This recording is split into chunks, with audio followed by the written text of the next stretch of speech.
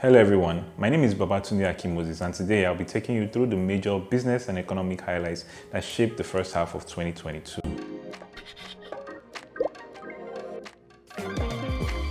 Number one is the nationwide fuel scarcity that gripped Nigeria. Because fuel had higher amounts of methanol than it should have had, petrol stations around the country had to be closed, and this led to a nationwide fuel scarcity. The second issue is the ASUU strike. Now, ASUU has gone on strike again because the federal government hasn't met some of its demands that were contractually agreed with it in the past.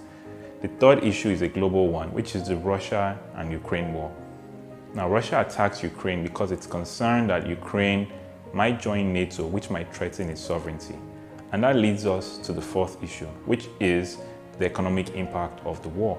Now, because Russia and Ukraine both control about 28% of the world's supply of wheat, and Russia controls about 11% of crude oil output, there's been global inflation on things like bread and petroleum products like diesel. The fifth issue is the global layoffs. About 140,000 employees worldwide that work mostly in startups have been laid off because there are concerns about a recession in the US and the current inflationary pressure we're all facing.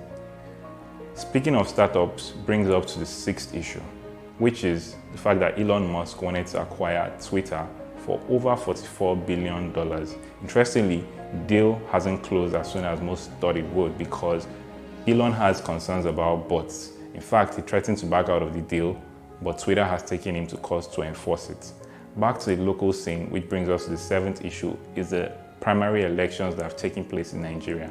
Now, primary elections have held, and the major political parties have all chosen their presidential candidates, and some have even chosen their vice presidential candidates.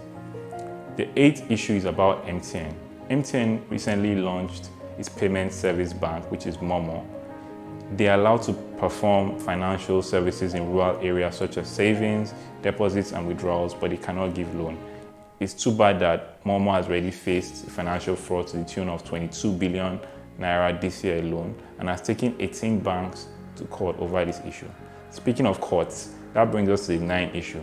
The popular online comedian Sabinus has taken two big brands to court over intellectual property infringement and has sued them to the tune of 1.1 billion naira. Now you're wondering what Sabinus is doing in a business and economic update, right? That's because there is a major issue with trademarks.